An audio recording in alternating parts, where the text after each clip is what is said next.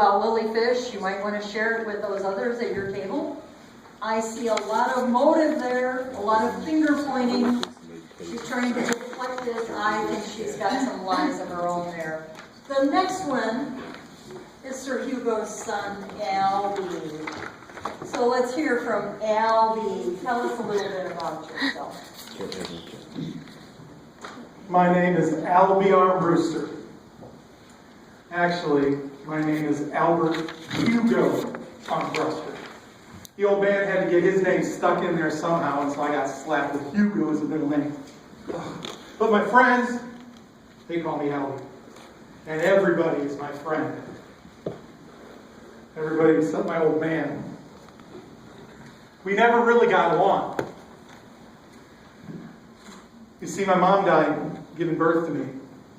And my dad, he absolutely loved my mother. She was beautiful. He adored her. And when she died, he blamed me. At least it sure feels that way, because we have never gotten along. I was kind of a rough kid, and the old man hired nanny after nanny to take care of me.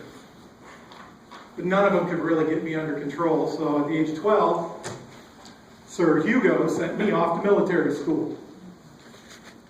Now, I learned some self-discipline, and I learned how to be a man. But I also learned my old man hated me. He must have hated me. In the 6 years I was at that military school, he never came to see me one time. Never called to see how I was doing. The day I turned 18, I finally had enough. I had some freedom, and I was out of there. I left conifers behind, and I went out to strike out my fortune. Had a little trouble finding work.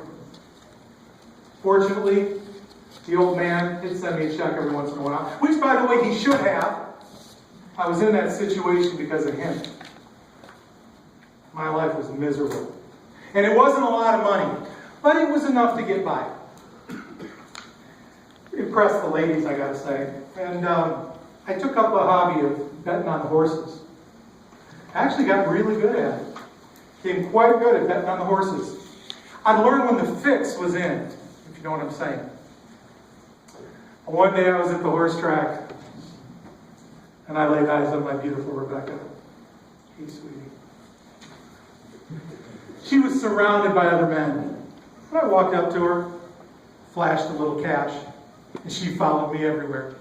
A lot of people say that she's a gold digger, but I know that's not true. I know she loves me for me. Now, Sir Hugo was not very happy about Rebecca. In fact, he cut me off. Stopped sending the checks. So I had to start making money on my own. I wasn't quite sure how I was going to do that, but I got in really tight with some guys at the horse track. And I started learning how to put the fix in myself. Started learning how to make a little extra money on the side. At the expense of other people, you understand. Well, a few weeks ago, Jenkins, never met Jenkins, but he sent me an invitation to a surprise party for the old man.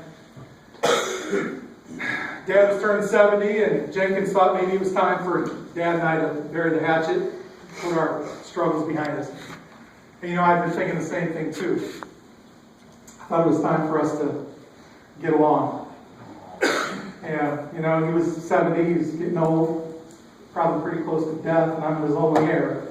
So I wanted to make sure that I had everything lined up as part of my inheritance stuff. You know what I'm saying? It's true. So I make plans to attend the party, but before we attended the party, I had to take care of a little business. I caught wind of a little 100-to-1 shot that was going to come